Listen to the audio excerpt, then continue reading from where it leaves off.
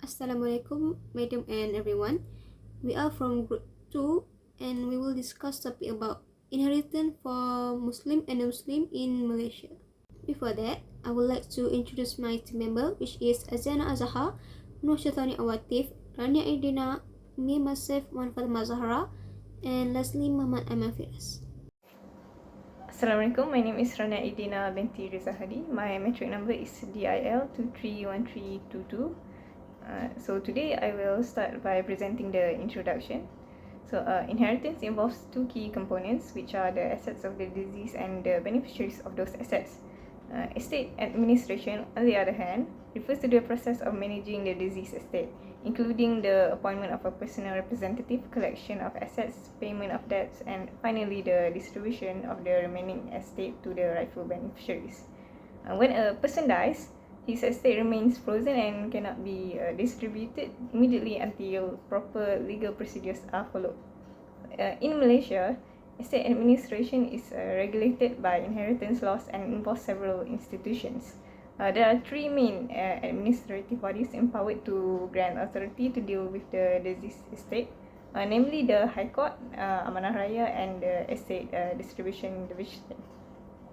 These bodies issue letters of representation depending on the type of and value of the estate and whether the deceased and they died testate or intestate. Malaysia practices a dual legal system in inheritance matters. For Muslim, matters relating to inheritance are governed by Islamic law and fall under the jurisdiction of the Sharia courts, particularly in determining fara'id entitlement. However, civil matters such as probate and letters of administration are handled by the High Court of Malaya. For non-Muslims, inheritance is governed entirely by civil law. Although this dual system reflects Malaysia's multicultural society and accommodates religious diversity, it may give rise to legal and technical issues, especially in cases involving like converts or interfaith families. Therefore, understanding both inheritance system is crucial. Now I will talk about Muslim inheritance. Inheritance for Muslims in Malaysia is governed by Islamic law, specifically the fara'id system. Fara'id prescribe fixed rules for the distribution of deceased Muslims' estate. These rules are derived from the Quran, particularly from Surah Al-Nisa, verses 11, 12, and 176, and as well as the Hadith of Prophet Muhammad SAW. Before the arrival of Islam, inheritance practices in the Arab world were unjust, especially towards women, as only men were entitled to inherit property. However, Islam introduced the fara'id system, which ensured that eligible heirs such as wives, daughters, and mothers were given prescribed shares. This system is considered comprehensive and equitable because it recognizes the rights of all qualified heirs. Under fara'id, distribution is mandatory and based on predetermined shares. It is not treated as a matter of personal choice but as a religious obligation. So in the case of Latifah Ahmad Zain versus Rosmawati Sharibun, the federal court affirmed that matters relating to Islamic inheritance fall exclusively within the jurisdiction of the Sharia court. This reinforced the mandatory application of fara'id principles. Although freedom of taxation is limited, Islamic law allows a Muslim to make a wasiah, but it generally restricted to 1/3 of the estate, and must not prejudice the rights of lawful heirs without their consent. In addition, Muslims may dispose of property during their lifetime through hibah. The validity of hibah was recognized in Aisha binti Abdul Rahman versus Azhar bin Ismail, where the court acknowledged that a hibah made in accordance with Islamic principles is valid.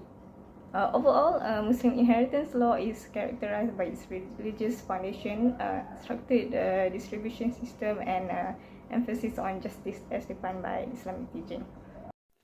Assalamualaikum warahmatullahi wabarakatuh. My name is Muhammad Aiman Firas bin Rashidi. My metric number is TIL 231305. So now I will present about non-Muslim inheritance. For non-Muslim, inheritance is governed entirely by civil law and does not fall under the jurisdiction of Sharia courts. The legal framework includes the Distribution Act 1958, Wills Act 1959, Probate and Administration Act 1959, and Inheritance Family Provision Act 1971. A key feature of non-Muslim inheritance law is distinction between testate and intestate succession. Testate succession applies when a person dies, leaving a valid will, while intestate succession applies when a person dies without a will. Under the Wills Act 1959, a testator is generally free to distribute his or her property in any manner desired, provided a will complies with statutory formalities.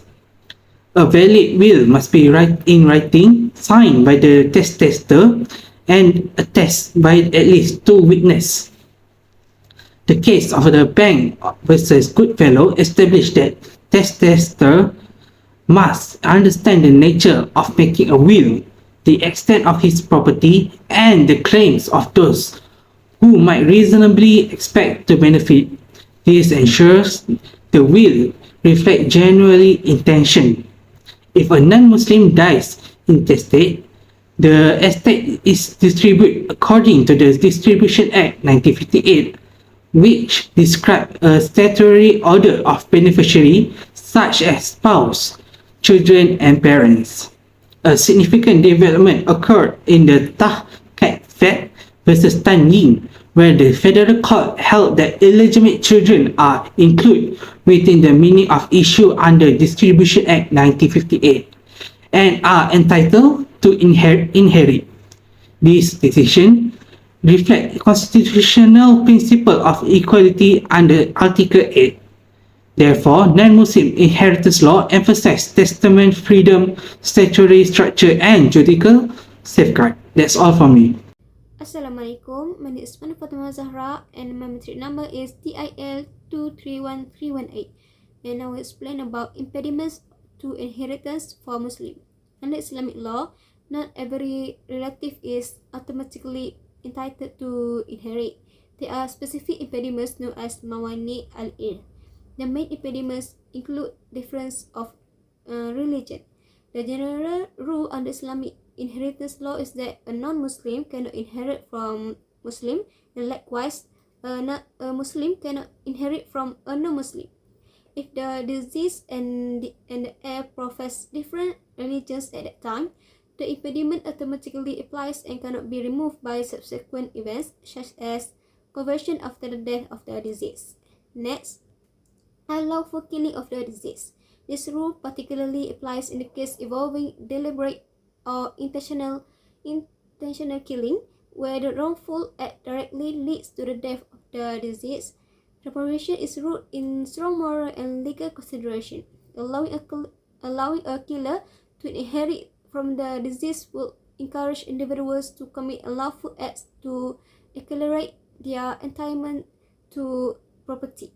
After that, apostasy, which refers to the act of Muslim renouncing Islam, is closely linked to the principle of difference of religions. Under classical Islamic jurisprudence, an apostate is generally barred from inheriting from Muslim relative. Finally, slavery. A slave is not entitled to inherit from a deceased person because a slave does not possess independent legal ownership of property. Next, I will explain about impediments to inheritance for non-Muslim. Unlike Islamic law, civil law does not expressly classify impediments in religious matter. However, inheritance may be restricted under certain legal doctrines. First, absence of religious restriction, which means that a person's faith has no influence on their ability to inherit or manage an estate. Then, unworthiness for killing the deceased. Malaysian civil law does not acknowledge a separate theory of unworthiness in inheritance. The lack of clear unworthiness norm highlights the system's secular and procedural character, where inheritance rights are determined by law classification rather than moral principle. Subsequently, illegitimacy. Until 2033, the Distribution Act of 1958 prevailing interpretation prohibited illegitimate child from inheriting from their biological fathers unless they had been legitimized by the Legitimacy Act of 1961. This stance reaffirms the distinction between legitimate and illegitimate children and demonstrates a strict adherence to legitimacy based on valid marriage. Finally, failure to comply with formalities may result in the will being declared invalid, causing the estate to be administered as if the deceased had died in the state. Non-Muslim in Malaysia must follow the will-making procedures in order to prevent intestacy. That's all from me. Thank you. Hi, Assalamualaikum. My name is Aziana Azhar. My ID matrix is DIL 231319, and I'll present about comparison of underlying principle of Muslim and non-Muslim inheritance. In Malaysia, the underlying principles of Muslim and non-Muslim inheritance law differ because they are based on two separate legal foundations. Firstly, Muslim inheritance has a religious and divine foundation, particularly the Quran, Hadith, and the classical Islamic jurisprudence. The Faraid system prescribes fixed share for eligible heirs, which Muslims are religiously obligated to follow. Secondly, mandatory distribution. Under Islamic law, inheritance is largely mandatory. The Faraid system determines specific share for heirs, leaving limited discretion to the deceased. Thirdly, emphasize on family communal responsibility. Islamic inheritance law is designed to promote family solidarity and social welfare. The Faraid system ensures that close relatives, including spouses, children, and parents, receive predetermined shares. Fourthly, moral and ethical regulation. Islamic inheritance law integrated strong moral and ethical values into its framework. The rules are designed not only to distribute wealth but also to promote justice, prevent exploitations, and maintain social harmony in accordance with Islamic teachings. Lastly, certainty and uniformity. The fixed share provided under Faraid minimize disputes and provide clear guidance on the distribution of property. On the other hand, non-Muslim inheritance has secular legal foundation, such as the Distribution Act 1958 and the Will Act 1959. These laws are created by Parliament and reflect social policy rather than religious doctrine. Secondly, non-Muslim inheritance laws strongly support the principle of freedom of testations. A non-Muslim testator is generally free to distribute his or her estate to any person or organization through a valid will. Thirdly, individual autonomy. Non-Muslims are allowed to determine how their property should be distributed after death. Lastly, legal and policy-based regulations. The civil law system focuses on ensuring fairness, protecting dependents, and preventing unlawful conduct through judicial supervision. And thank you, that's all from me. Assalamualaikum warahmatullahi wabarakatuh, and good evening. My name is Nur Shazwana Awatif. My metric number is L231320. So I will be presenting about comparison of objective of Muslim and non-Muslim inheritance. The objective of Muslim and non-Muslim inheritance law in Malaysia also reflect distinct legal and philosophical foundations. Firstly, the objective of Muslim inheritance law is the preservation of religious obligations. Islamic inheritance law, particularly the Faraid system, aims to implement divine command as prescribed in the Quran and Islamic jurisprudence. Secondly, protection of family welfare. The objective is to provide financial protection for dependents, including spouses, children, and parents, while promoting social justice within the family structure. Thirdly, fair distribution of wealth. The Faraid system prevents excessive concentration of wealth in the hands of a single individual by distributing assets among multiple heirs. And fourthly, maintenance of social harmony. By providing clear guidance, Islamic law seeks to strengthen family relationship and promote stability within the community. Lastly, promotion of moral accountability. The rules the rules governing inheritance are closely connected to ethical principles that discourage wrongdoing and encourage responsible conduct.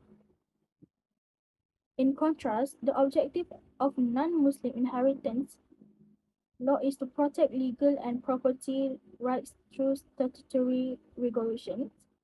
Civil inheritance laws such as the Distribution Act 1958 and the Wills Act 1959 aim to provide a legal framework that ensures orderly and lawful transfer of property. Secondly, balancing personal freedom and social responsibility. Civil law allows individuals to distribute their estate according to personal wishes through testamentary freedom. Thirdly, recognition of individual intention. The law respects the right of individuals to decide how their property should be distributed after death. Fourthly, efficient estate administration. The objective is to ensure transparency, legal certainty, and proper supervision by the courts, thereby reducing administrative conflicts and protecting the interests of beneficiaries and creditors. Lastly, enforcement of public policy. The objective is to maintain confidence in the legal system by ensuring that estate distribution is carried out fairly and lawfully. Next, for conclusion. In conclusion, Malaysia inheritance law demonstrates the complexity of a dual legal system that accommodates both Islamic and civil frameworks.